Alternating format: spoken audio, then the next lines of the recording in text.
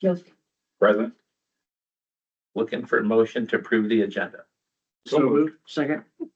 Motion by Yotzi, second by Campbell to approve the agenda. All those in favor say aye. Nays? Ayes have it. Number 3, proposal and presentation from Metronet. Nevada, can I turn this over to you and Ben Ruzick from, did I say that right? Yep. All right, from Metronet, and he's just gonna, he's got some information to share with the council. thank you. Great. Well, thank you guys for having me, Mayor King, council and village staff. Thank you guys for giving me a few minutes. I'm gonna go through some slides here for you real quick. I'll do these as quick as I can. Please feel free to stop me. I really care about your questions and any thoughts that you have at the end. So Are your slides the same one that's in this? yes, these are the exact same ones. Yep. So on the first page, it just talks a little bit about Metronet. First off, I'm sorry, my name is Ben Ruzick. I'm the VP of New Market Development for Metronet. Me and my team's job is to come and get to meet the new towns that we're looking at potentially coming and expanding into. So on this first slide, it talks a little bit about Metronet. If you don't know too much about us, Metronet was created back in 2005 under the idea of what would happen in a small town if you put fiber in it when they wouldn't typically get fiber for a while. Now, this was back in 2005, so fiber in a smaller town was unheard of. When the owners of our company, John and Al Snelly, got done with that project and saw the economic benefits, they said, hey, this is what we want to do the rest of our lives. And so they sold the businesses they had, they created Metronet, and fast forward to now we're the largest independently owned 100% fiber to premise company in the States. Currently, we're in 19 states, soon to be 23 by the end of this year, and serving over 300 communities across the board. Now, when I started with Metronet 8 years ago, we were just in Indiana and Illinois, and then very shortly came into Iowa. And when we came to Iowa, we started in Davenport and Bettendorf, grew a little bit through the Quad City area, out to Des Moines, and now 30 plus communities in Iowa later. We're here still, just looking for new places that we can continue to grow and expand to. That's one of the reasons why I'm here tonight. It has been really interesting for Metronet. The amount of recent inquiries from residents who play and work in communities that we have Metronet are to a point that we can no longer ignore it. So we put the money through, did the designs, and at this point, we believe it'll pass our finance committee to be able to come in and build the village of Eldridge. Obviously, for us, one thing that's really important is partnering with those communities first before we ever look to do anything like that. We want to make sure it's a good fit for all parties.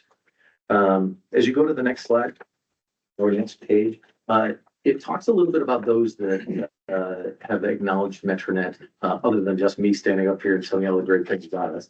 On the right side, I kind of view as our national side. You've got PC Magazine over the last 2 years has rated us the fastest internet provider in the past 2 years across the nation.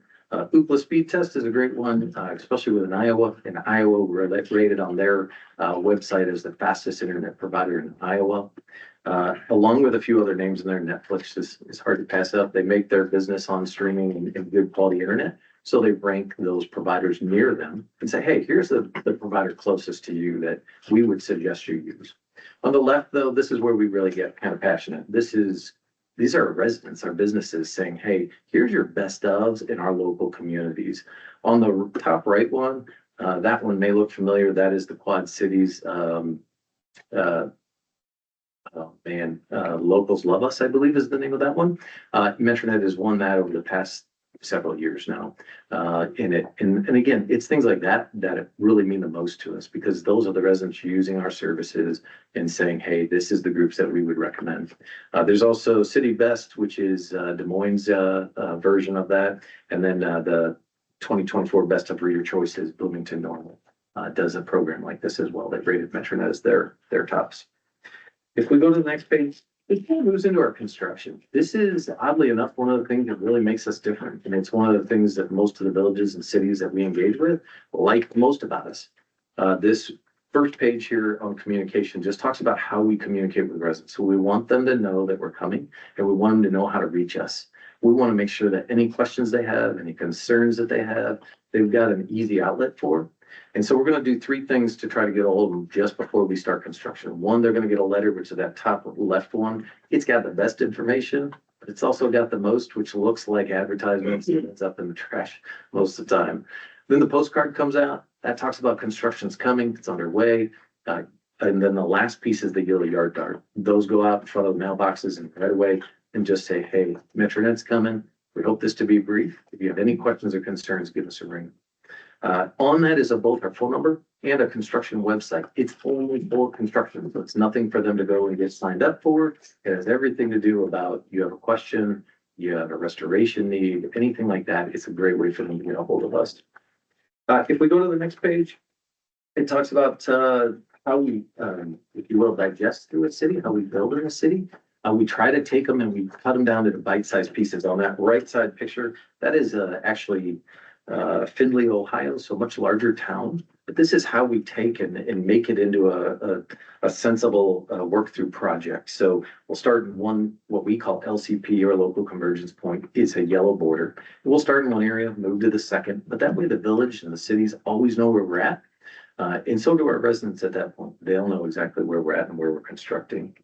As we construct, we'll partner with the village on a regular basis. We'll do daily street sheets to let them know exactly where our teams are, where they're constructing. So if there are questions from constituents, we can validate if it's Metronet or maybe somebody else.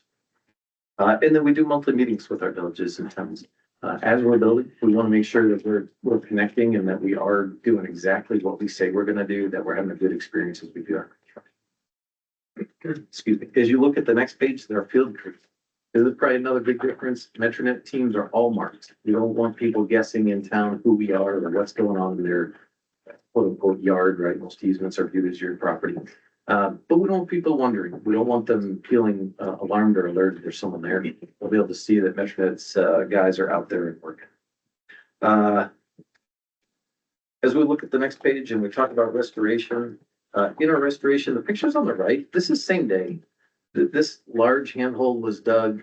Then it was, the box was placed, the box is completely installed. And then the last picture is the actual restoration happens.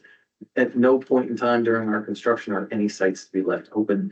They're creating hazards if you do. And so Metronet takes a big passion around making sure that the process and the work that we do is buttoned up as nicely as possible. Most of the time, when a resident doesn't know Metronet was there through the day because they were at work when we started, and when they came home, we were gone. They don't even know we were there. They're flush grade equipment. So it's very easy to miss. These are about, this box picture is a little larger one. That's in a right of way, typically out near an entranceway or an artery of a road. The smaller ones are on the next page. So if you skip to that next page, on the top pictures, those flush grade round boxes, those are Metronets. They are now squared. We've switched the boxes. We found a new box that had a better locking lid. Makes it easier that the lid doesn't pop off on accident. But those round ones are what most people would see, and they're going to sit right next to the typical pedestal farms that you would see in the yards. Ours are not above grade. I just took some with those so you can see the difference. And then the bottom are those little bit larger ones that would go again on the main arteries of the road. So that gives you a little bit just idea of Metronet, who we are, quickly, how we do work, the things that are important to us. But again, for me today, it's really about presenting an idea of having Metronet in town. We would love to come and serve the residents that have been reaching out to us so often. So I'd love to open it up to questions and anything that you guys have to talk about. Dan, Brian, Scott, any questions? So why did you choose Eldridge? Why Eldridge now? Eldridge now is everything to do with your residents. They have, like I said, the requests have come in so much that it got to a point that we could not ignore them. As a company, we pride ourselves on listening to residents and what they say and where they want us to go. Sometimes we have a very small request and a small amount, and as we look at it, it doesn't look like something we'd be able to make happen. But in a town like Eldridge, where we now are getting to that point where there's so many, we at least need to vet it out. And as we've vetted this out, it does look like it will fit within our cost model. We're guesstimating roughly around $2 million to $3 million for this bill that we would inject into your community. Thank you. Jeff, how many suppliers do we currently have for fiber? MediaCom and Central Broadband. Do you guys have a price point when you come out? Yeah, obviously, MediaCom did it, but they offer specials, and then once those specials are done after 12 months, then the rates shoot up. Or how do you guys do your pricing on that? great marketing level. Thank you for asking that. So that's something that we're pretty proud of. So in the 8 years that I've been with Metronet, we've never increased our standard pricing. So once we get done with the initial offering, we always offer some form of a special when somebody wants to switch to us. After that pricing goes away, it goes to what you would call a rack rate pricing. That pricing has never changed since I've been here in 8 years. We actually had our speeds go up and we dropped some of our lower speeds. So our pricing actually went down. So, because we just kind of moved those tiers up. So it was like 50 megabits we offered, then 100. We got rid of the 50, went to the 100. Now that 50 became the 100 price. So, as far as our pricing goes, that'll be one thing is we've done research, and probably why so many residents ask about it because they see our guys out in the field with our pricing out and they come up ask and say, hey, you guys got service in Eldridge? The pricing that I looked at myself when our sales executive said, hey, yes, we'd be more than fine with there being multiple providers here. They were said that's not a problem for us at all. I went and looked at comparatively pricing and I'll be honest, I think people will be extremely happy at our difference, especially when you look at fiber versus fiber. Normally the pricing is almost the same. In some case, it looks like we're about half of what that other group was. So. Any questions? No questions here? I think one thing I would be interested in seeing is that true breakdown, that price comparison to what is currently offered to Eldridge right now versus what the possibilities or potentials are. My concern is, I mean, there's only so much room in the right of way, and we've got boring going through it for so many different things. At what point is there just too much in that right of way? Obviously, if you guys are boring and you hit something, you're gonna make those repairs, but eventually there's just gonna be so much there that it's gonna make any and all infrastructure like it is going down 53rd Street in Davenport nearly impossible. And I don't want to have additional costs for other contractors going forward because our traditional work that we have to do Yes, sir. is price increase because of all the slowdowns. Yep. Absolutely understand. And I'd be more than happy to walk through that with you. Absolutely. So I think you'll see value in that piece. Okay. Thank you. Jeff, would we have some type of a form or contract with the other two providers here in town, don't we? Yeah, we have franchise agreements with Central Broadband and with MediaCom. Okay, Talked a little bit about that with Ben earlier today. okay, Ben says that that's because they offer TV services, and that's what the franchise is based off of. I haven't confirmed that, but you know, if that's the case, then they're not offering a TV service. So according to Ben, then that would be something we wouldn't be allowed to do, or Yep, typically franchise agreements, so your federal FCC group, right, they regulate television. And so they have a fee that is allowed to be taxed or charged from your municipality. And that's where your typical franchise agreements come from.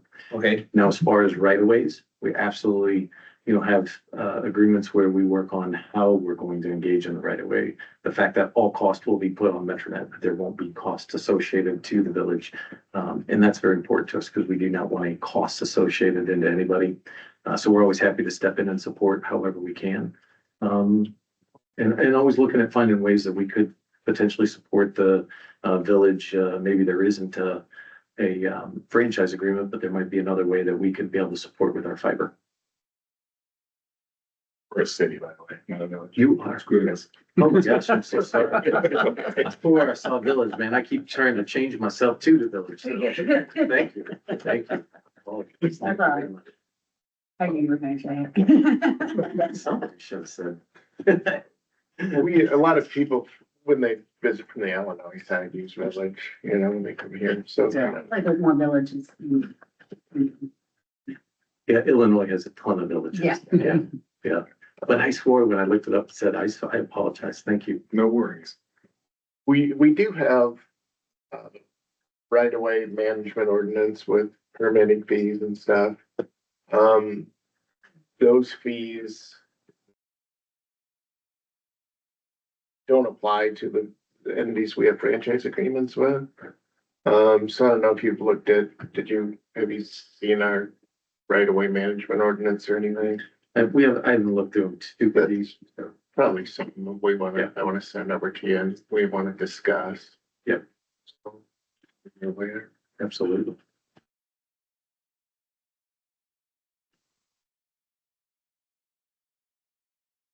Scott, you have any other questions? None of this time here. You know, yours talked about how you dropped your 50, now your 50's your 100. How do your speeds compare to, I'm sure you did your homework on the competition here in town. How do your speeds align with them, or do you offer something that nobody else has?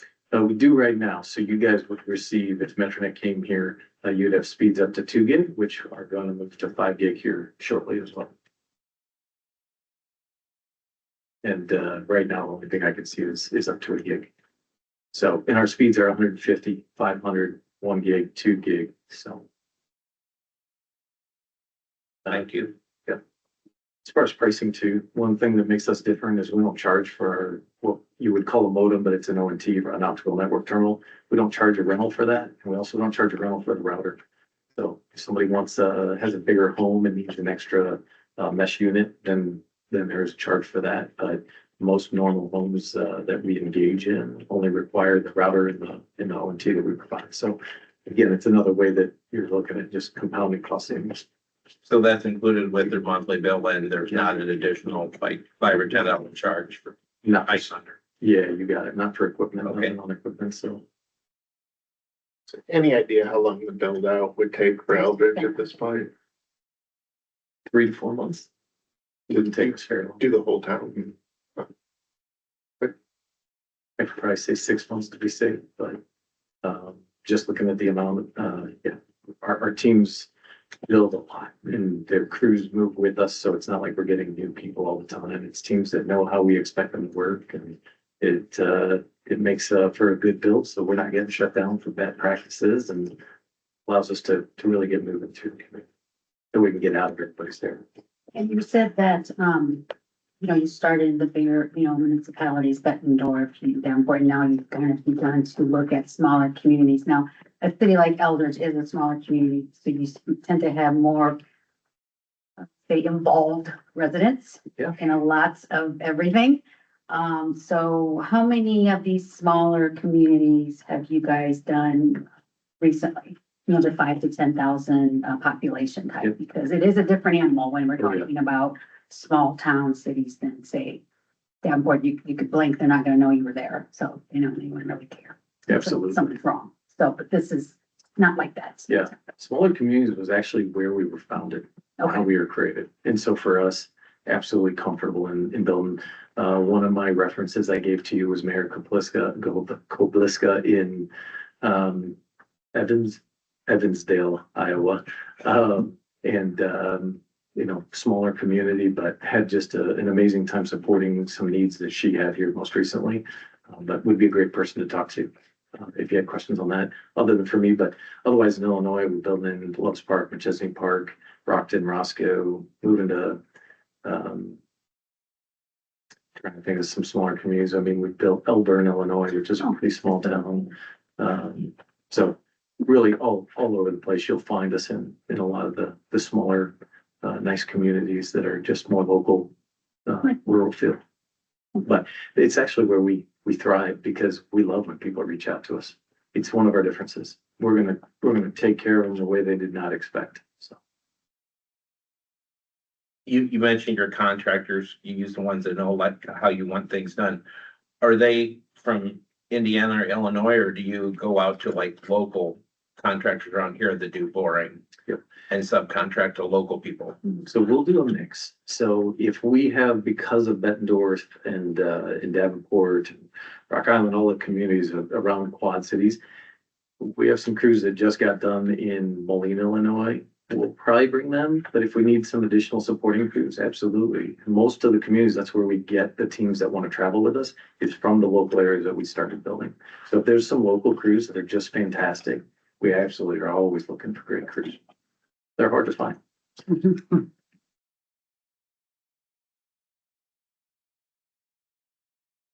Questions right now? will you get with Jeff then, or Nevada on that pricing that Ryan asked about? Absolutely. Yeah, Okay. I'll get together and figure out exactly how you guys want me to lay it out, or my cell phone's on that card. You pick up the phone, call me anytime you want, and, I'll walk through it. We'll set the Teams meeting and go through it virtually with you as well. So, Great, thank you. Thank you very much. Thanks, Ben. Council, thank you.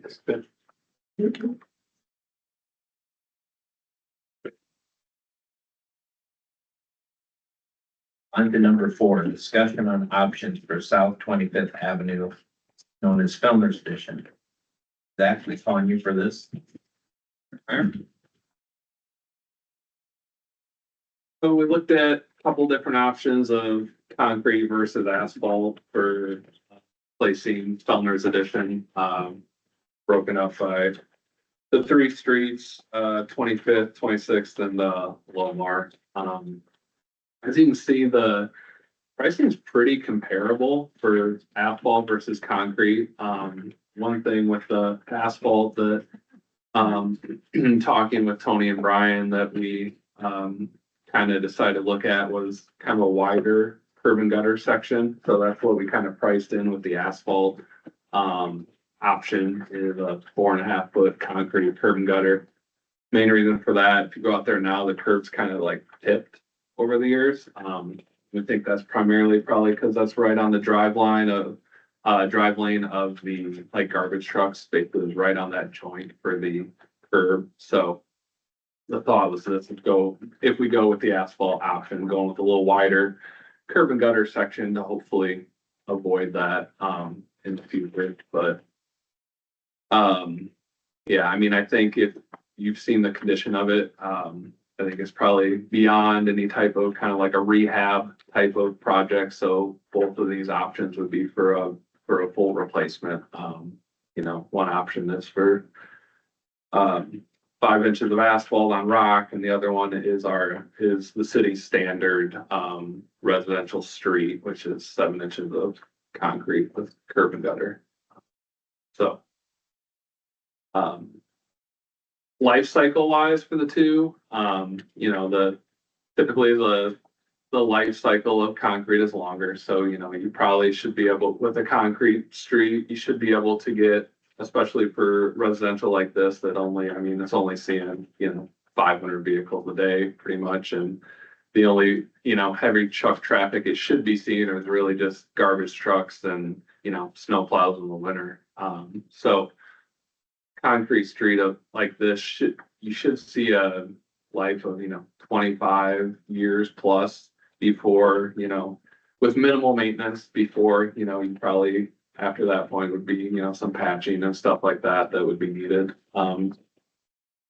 Asphalt, your design life typically for asphalt's more like 20 years or so, but you can extend that with a mill and overlay. You know, if you do a mill and overlay after, you know, that 10 to 15 year mark, that kind of resets the life cycle curve of a road to get you another, you know, 10 to 15 years. So that gets you to kind of about that, you know, 30-year mark or so before probably more major upgrades are needed. Would you say concrete was again? Concrete, I mean, you should get 25 to 30 years realistically, as long as like you have decent drainage and get a good base on it. I mean, with the minimal amount of traffic that road would see, it should, yeah, you should really get that 25 to 30. And cost, it's, I mean, it's like the right thing to do there. That's 100% makes That sense. folk can, so many things can happen through the years of Spider. Right, I agree. That would probably be my recommendation with the concrete. Yeah. You know, the other thing, if we go back to new curb and gutter and go asphalt, and then we do overlay, we're right back to where we started with that curb and gutter inlay changing again, and how many streets in Eldridge that we had to fix because of that. And then when we did start making those repairs, the cost increased during the project. Yep. Yeah, you get into more unknowns when you get into that.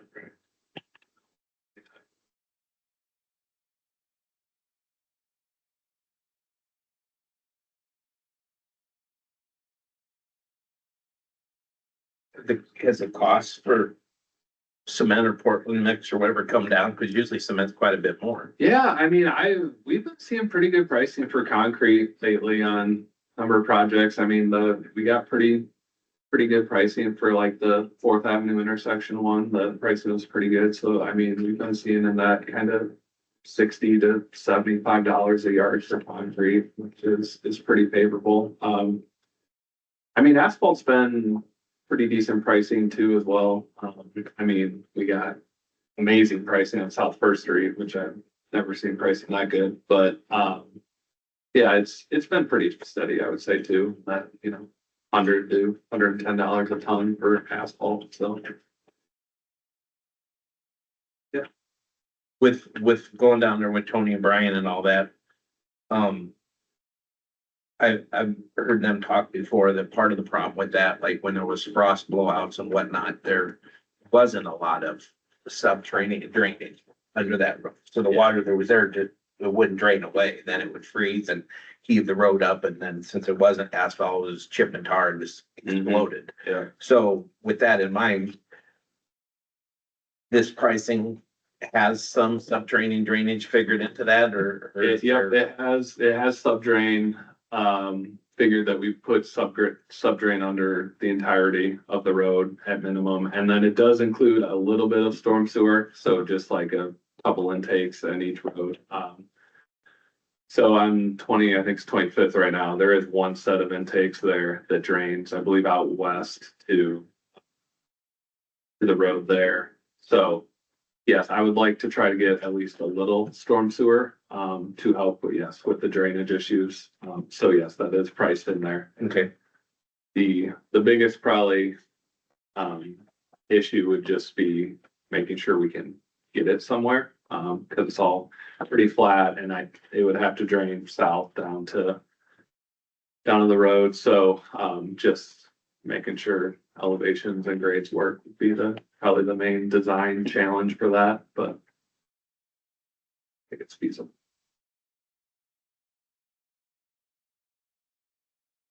Next question, we go back to the discussion of how much do we do at once? You know, in order to possibly minimize mobilization costs, what can we do with the money that we have in reserves or in the budget? How bad is East Lomar again? I'm trying to wrap my head around that one. I mean, they're all pretty bad, but I think 25th is the worst, I would say, 25th and 26th, because I believe I think they did some work on Lomar. It was the most recent one where the city did a little work, but I think even that was, I don't remember when Tony and Brian said that was at least a handful of years ago. And ideally to do all three of them at the same time. Probably be a pretty significant cost savings. Yeah, I mean, Be you normalization. usually get, that economy of scale type of thing where, the more you have, your pricing usually comes down a little bit, and one mobilization and then whatnot. Yeah, concrete.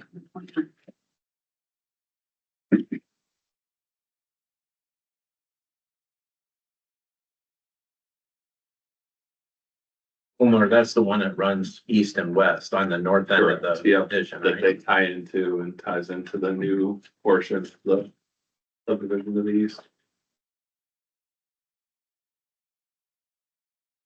I've talked to several residents out there and they're kind of used to living on crappy streets. I mean, it's just kind of the way it's been. And they're really glad that we're at least talking about it. This is a positive thing.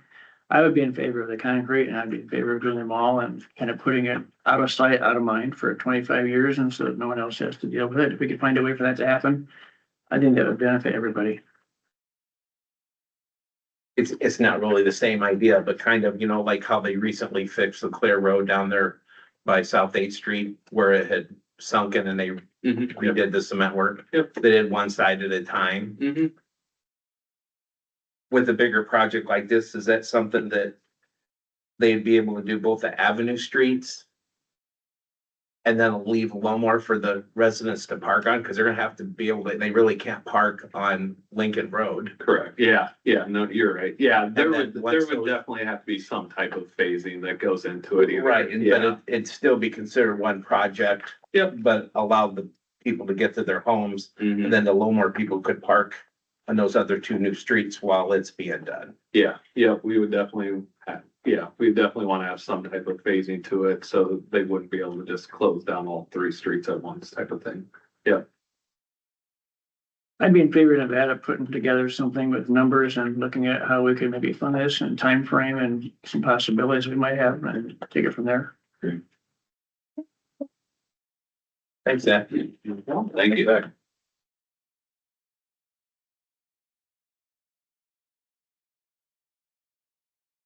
On to for the discussion of the process for approving future bench donations for locations outside of city parks. Thank you, Mayor. Thank you. In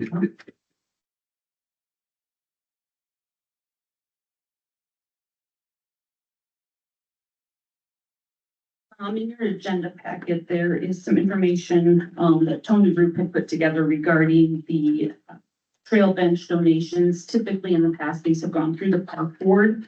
There hasn't been identified locations available to add more memorial benches, so we're starting to look at locations outside, of the city parks. There have been a couple of different locations identified along the East LeClaire Road Trail. So what the Public Works is looking for is a process that city council would be comfortable with as far as what approval would be needed for future bench donation requests along this trail.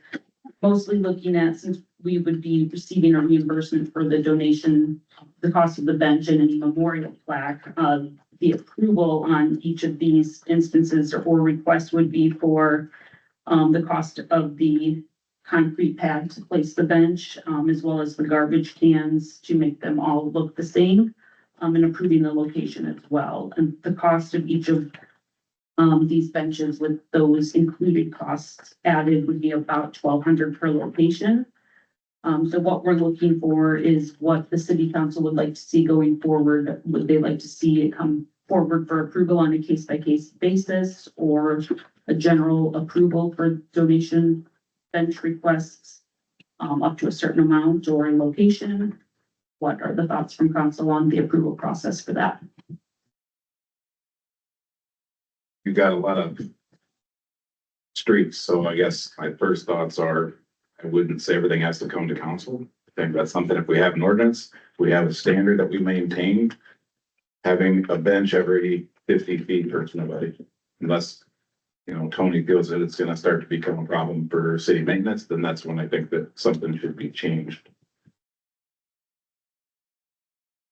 I think you're right there. I think it would be good to have Tony, I mean, he's put a lot of work into this already, but you know, how close can we have benches? I'd like to see information on that. And then if we need to come up with a plan, I don't think we need to address every single request that comes through. I think that, either city staff or if we have something in place, they can make that decision pretty easily.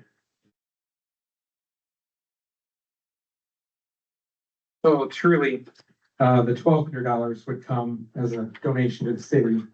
And then was there anything that the city would have to do to keep up with it? So do we have to do the garbage cans? And do we have to empty the garbage cans every week, that kind of thing? Would have to keep up those locations, empty those garbages, the same way we do with the parks and those things, and maintain the concrete pads. And the initial cost of the garbage cans and the concrete pad would be the cost to the city. We would get reimbursed for the cost of the bench and any memorial plaque. So the $1,200 at each of those locations would be cost to the city.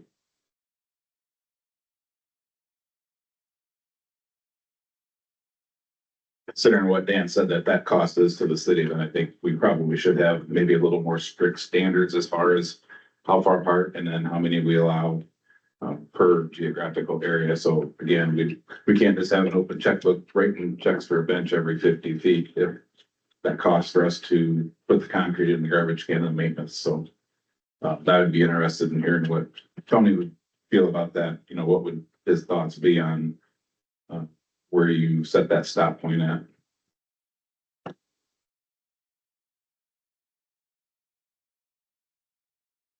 or when we're doing budgets, that we would put that in a line where they can have so many per year that we would have a budget for. That'd be one way that we could do it.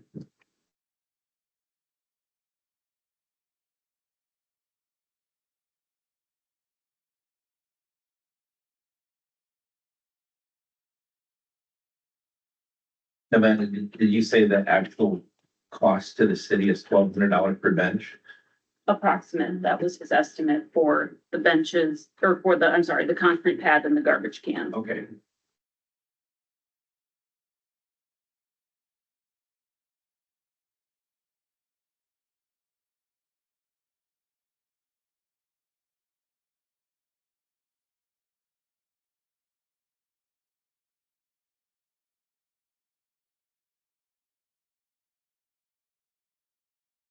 Do we have anything on record on how that was done on some of the memorial benches we have already in place in town, like how they were done?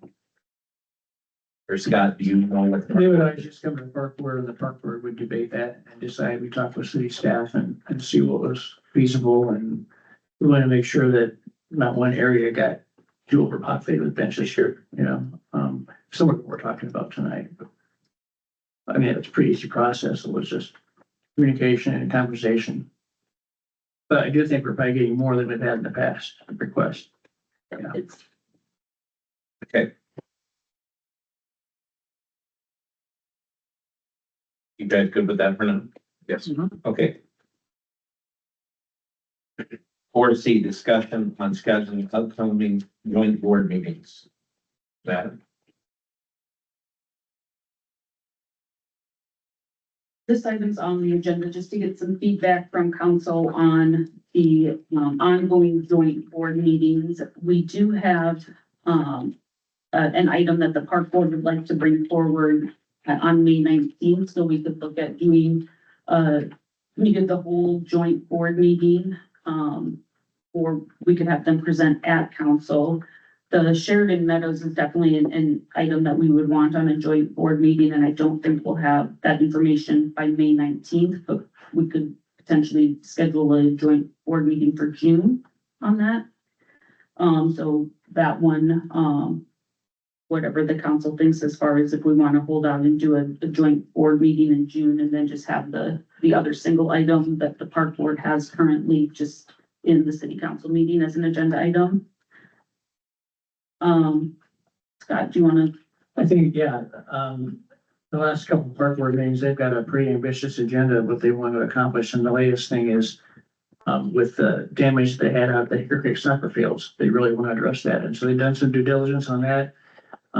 They meet next week. Their plan is to better prioritize their projects that they want to get accomplished, and it's ambitious. They want to new restrooms at Elm Green and Crandall Park. The lion shelter needs to really be demolished. It's a safety hazard. And so they're kind of working with the Lions Club a little bit on that and how to deal with that. Tony just says that it's kind of like out here, we had tripping issues with people. And so there's some liability things with that.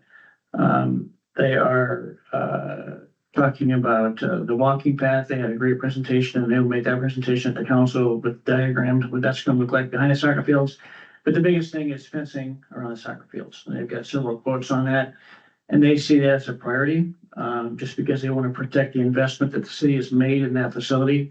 They have communicated with the soccer club to see what kind of financial help they could provide.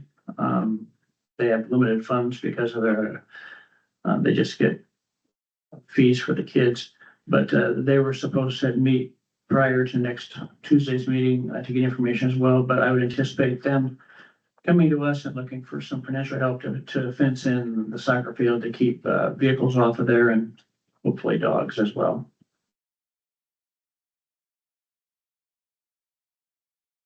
So first, thank you for bringing up Sheridan Meadows, because I'm glad to see that still moving forward. But with some of the things Scott mentioned, having that joint meeting in May, I think would probably be beneficial. And not waiting for the Sheridan Meadows, because I know time is of the essence too on some of those projects they talked about, especially the soccer fields. So the more we can meet and handle now, I think the better off we're gonna be, because that puts them in a better position of maybe getting some of those projects completed this year too. I think for at the timing, it's probably right as May, you know, they would like to get a lot of work done, this year and, with our input. And then being able to talk and share with us, I think that would be beneficial for everybody.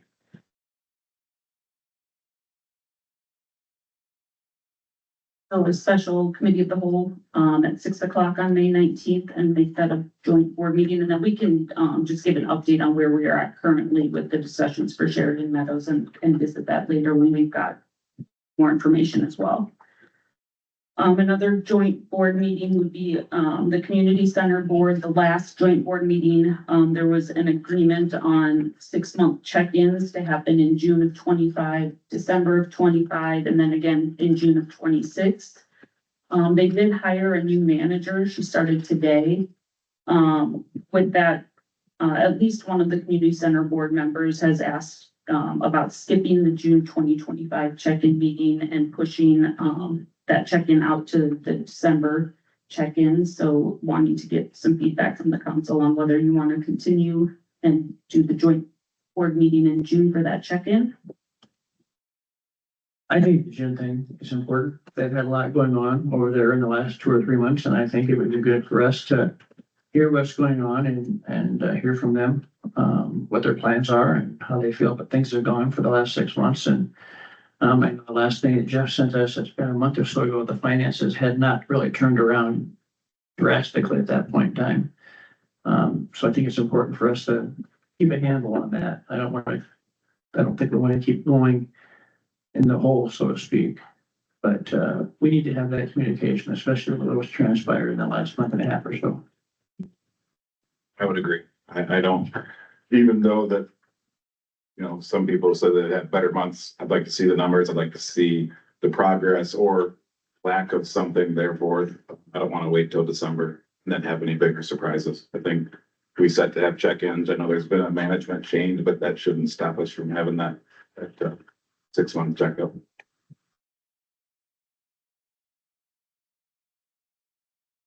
I guess the latest I would go is July. As far as the checkup goes, just because they did get a new manager and, they have a lot going on, but I would not wait till the end of the year to have it like they have said. I like June better, but if they push it to July, I guess that's the latest I would want to go. Just so that gives them 6 months. We have a half a year fiscal to look at then, and then we can kind of see what the new manager is doing and, get kind of some financials at that point.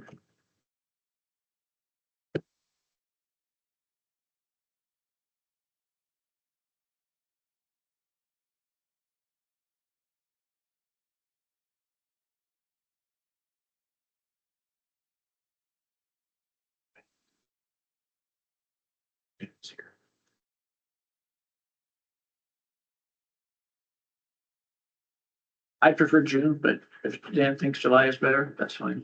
I mean, we said June, and so I'm thinking June is good. No preference. Either one would be fine. We are on them 4C talking about how we had set with the, and they're wondering if they wanted us to skip the June meeting since they have a new manager, but Scott Brian thinks it's important to keep on the same schedule to see what is, and Dan said, well, maybe because of the new manager, give them the benefit of an extra 30 days and possibly do it in July instead of June. Well, an update in June would be better. You know, we're not gonna make any, original word was we're gonna give them 18 months to look at. So an update in June, I think is appropriate.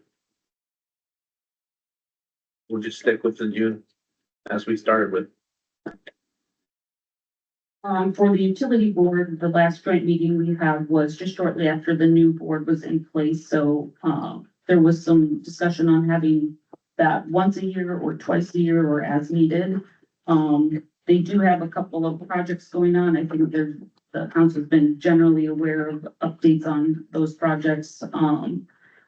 Other than that, there's not a lot going on with the utility board. Do we want to leave that one for a few months, or do we want to schedule another one? As a liaison, I'm comfortable with waiting a few months, but I guess I would refer to the rest of the council, what your opinions are on that. I think that most of everything they've been working on has been generally passed along anyway, but that's my thoughts on it. I think as long as Ryan keeps up updated like he has in the past, I'm good with holding off. Good with that also. I would say there's no sense in having a meeting if there's not a purpose to it. You're just wasting everybody's time.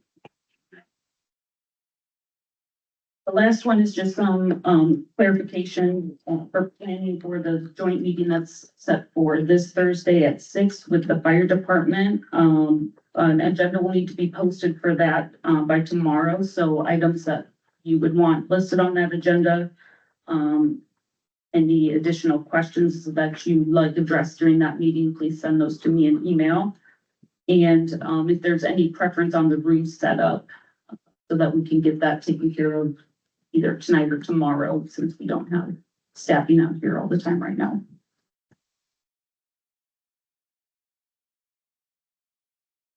Yeah. Whatever you guys can set up, I mean, whatever you think, Jeff. Yeah, I was thinking maybe just adding another table down this way and maybe removing the first row seats. So the fire department can sit there. Yeah, the fire department can sit there and we'll just put the microphone from the audience on their table to share. This way or two. I don't think two tables will fit.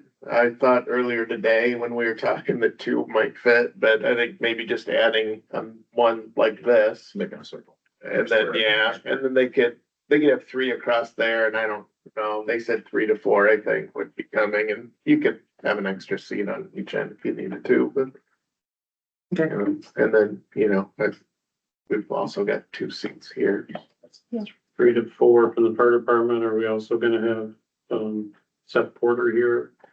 Is our attorney gonna I be here? think Alliston's gonna be here. So. Well, you can easily get, We can get set. 5 in on here. yeah. And we can squeeze these down if we have to. Yep. I think it's important we all sit at the same table though. Yeah, I agree. That's fine. There's a specific agenda topic or topics that you want listed, or just leave it as discussion? Do you know, have they had any discussions with the trustees? Do the trustees have a good idea what's happening? Do you know, Dan? I don't know that answer. I would love to know what the trustees know and if they've had any communications with them. That'd probably be good information for us to have. I will add that. But that's just for benefit fire district number 3. Right, but I still think that they would have hopefully had some kind of conversation with them.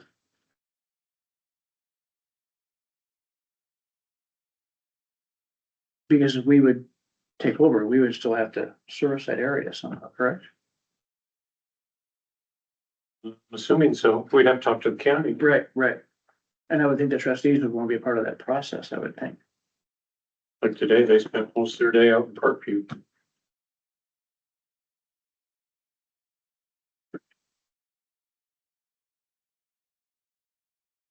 Is everybody okay with an agenda item that's just, discussion with fire department about future fire department operations? I mean, I'd like to see their financials. Yeah, for sure. I mean, you'd already sent out that list of things that were on your topics, so Right. Do you want those listed as agenda items or just things to prep for that discussion? I think that's just prep items. Yep. Keep it generalized. Can you give us that information prior to Thursday so we have a chance to review it? What information? The questions I guess I sent out are questions that we will pose. Oh, I As thought part you of the asked for discussion. financial. We're gonna ask for those at that. But you can talk to them, you talked to Keith about that the last time he was here, that you wanted that information. I did. Yeah, but he didn't respond yet. I mean, I'm assuming they're running QuickBooks and they can generate a P&L sheet from that. I don't think so, but I could be wrong. It didn't look like a QuickBooks printout, what you saw to begin with, did it, Nevada? No, I don't. Dan, do you remember what software? They were using Excel when I was there, so I don't know. It looked like an Excel spreadsheet. Yeah, That's it what was, they it brought was up. Excel and then they would take these books then to the accountant and have the accountant do the payroll and stuff like that. So they're still using my old Excel programs I set up. You know what's updated. They're old. Bite my tongue on that.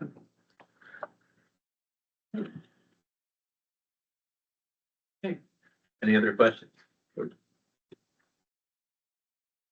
One question for the fire department. They made the comments as soon as possible. But realistically, what period do they see as transition? If that's the way to do it? I mean, it's not gonna be able to happen in a month. No. And have they had any communication on, you know, depending on how the leadership goes, are all the volunteers gonna stay? That's two different issues.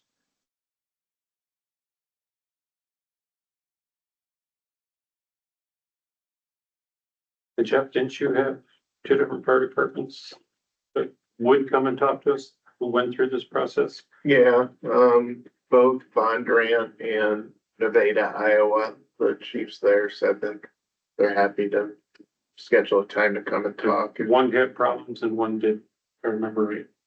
Yeah, I believe Bondurant had some issues and Nevada did not.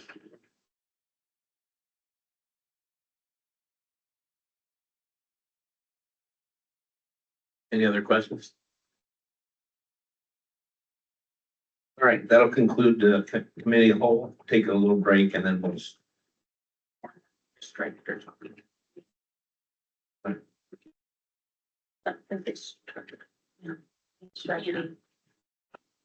I can comment on that. Go ahead. So I had asked for D to be on the agenda just because we didn't know when the manager was gonna start here, and in order to publish public hearing notices and stuff, I just wanted to make sure we'd have a consistent setup. The new person started today, so in my opinion, I don't think we necessarily have to do that anymore. So I'm fine with taking it off. I'm the one that kind of brought it up to begin with. So maybe you guys. So just keep meeting here. Yeah, I think that's fine now that the new person has started. I just didn't want to run into a situation where, you know, it wasn't set up, or I had meetings all day on Monday, and I didn't get it set up, and, you know, We get to meet this new person, one of these meetings? I spent about 2 seconds with her today, introduce myself. I don't know. anything We should, about- you're right, we should ask her at least come to a council meeting. The joint meeting. He'll be at the community center board meeting. I can put that out there. Figure on May 19th, I'm gonna be on vacation. I'll be out of town, just Okay, so I don't forget to tell you.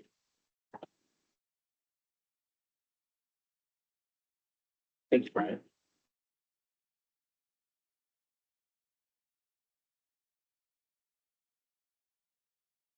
Okay, Make a motion for adjournment. there's second. Motion by Dackert, second by Yosef to adjourn. All those in favor say aye. Aye. Nays. Ayes have it. Frankie, you did remember, I told you when, yeah,